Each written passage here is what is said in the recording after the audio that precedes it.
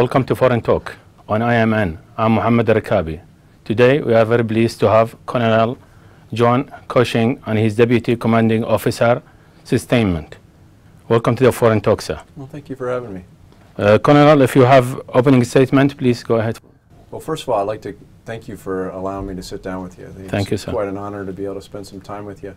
Second of all, congratulations. You guys have a pretty big day here coming up Saturday with 97 years of the Iraqi Army Day. I think that's very, very impressive, especially considering where you've come from here in the past 3 years and obviously suppressing Daesh at this point and all of those things that surround that and all the accomplishments that your Army and your government has accomplished.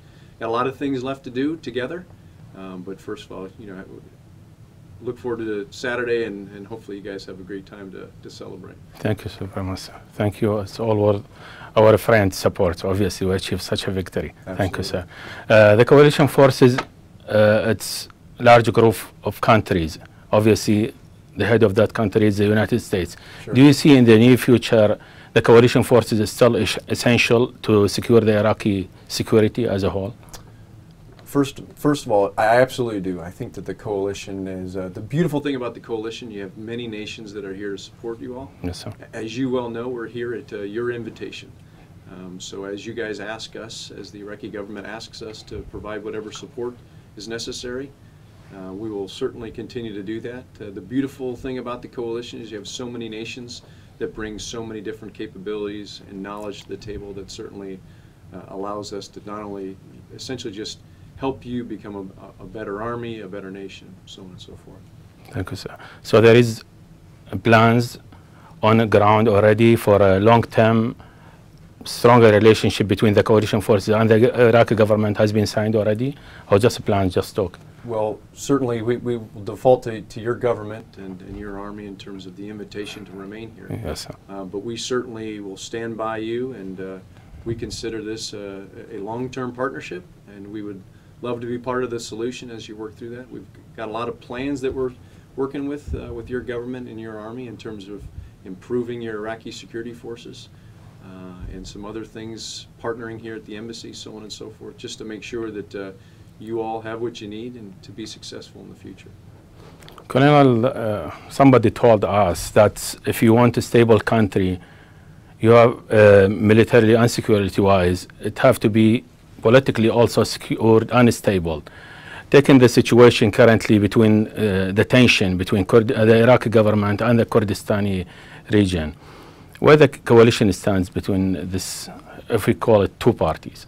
Right. Now, I think that the situation up north is very concerning. We all are doing whatever we can to make sure that it is a peaceful agreement or resolution that will be worked out.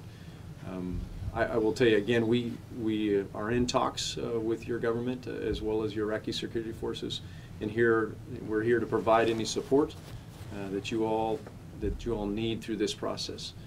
In the end, we obviously want everything. We would like it to be a peaceful solution, and we're here to assist to get to that end.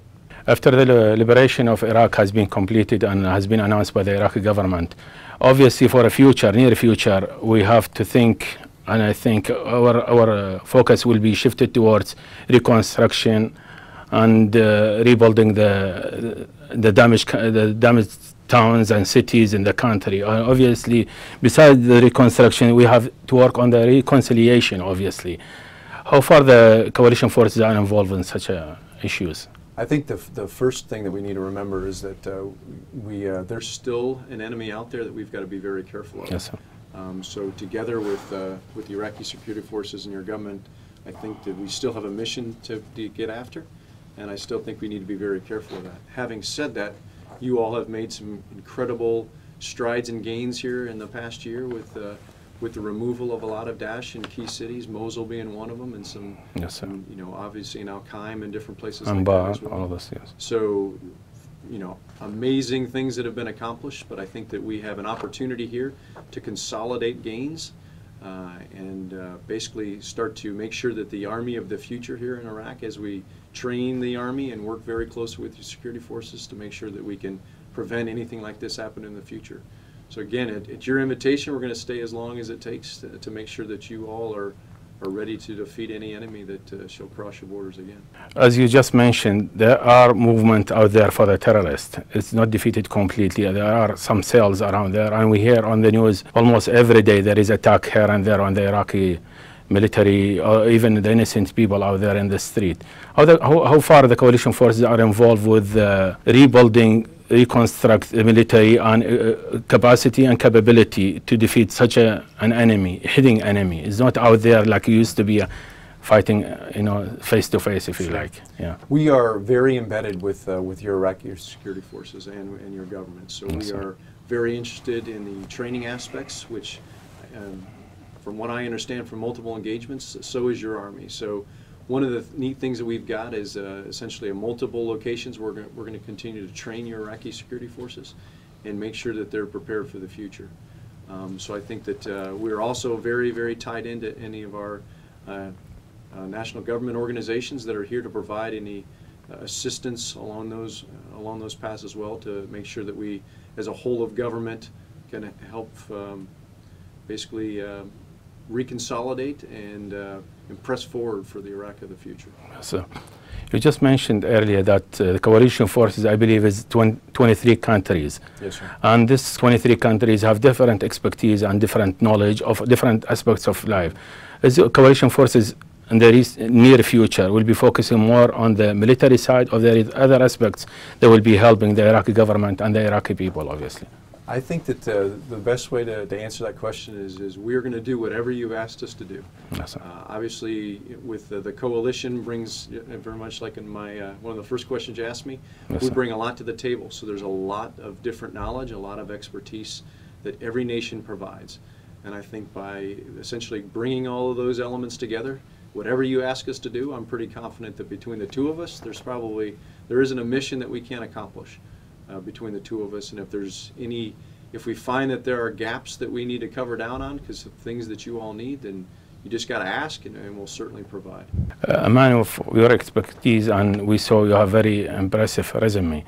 How do you evaluate the Iraqi forces currently and the police out there in the street? Are they capable of protecting their own people yet, or there is areas for improvement, you think? I think you got to look at the Iraqi security forces over time. This is yes, my sir, third time deployed here. Yes, and one of my deployments, I was in a training center as well up in Mosul. Mm-hmm. And to see what you've accomplished with the Iraqi security forces is phenomenal. And yes, so the obvious question is there's been large improvements. And I think that there's, in any army, to include ours, we're always looking for what are those ways that we can get better every day. And if we identify those areas, going back to the coalition question, we can certainly find the resident expert who can provide that assistance. But there's the Iraqi security forces today, as compared to 3 years ago, significantly more improved. And you just got to look at all the accomplishments that you've had. So truly remarkable. As your background as a military, I believe the military have different approach and different aspects and different maneuvers and different techniques. So we think the coalition forces will be focusing on these aspects when the military, the Iraqi military forces, or they're going to work with all other security forces? We're gonna work with all your security forces yes, an entire group, because just like in our Army, it's important that everybody's nested and everybody's working closely together. So we have an entire plan that essentially working very closely with your Army leaders and police and CTS, so on and so forth. Mm-hmm. They are presenting to us those forces that want to be trained. They are the ones that essentially approve what level of instruction that we're giving them. So together, as we capture all those, we call them POIs, but as we gather all that information and build the best training plan for the way ahead, again, we've got a lot of great minds that will put their head on this and make sure that we can accomplish what we need to for it. So, with your knowledge, do you see there is a assistance from the coalition forces to the other international agencies working in Iraq? Do they ask you guys to, I don't know, secure areas or something at all, or just they work with immediately with the Iraqi security forces directly? Are the coalition forces involved directly or indirectly in the matter? Intelligent or others? We are probably the conduit that allows the connections and conversations to happen. Yes, sir. Your government's obviously working extremely well and working very closely with these organizations. But we are there to provide any assistance along the way. We certainly have meetings with a lot of these organizations together with you, yes, just to make sure that we're all pointed in the right direction and we all have nested in the same goal.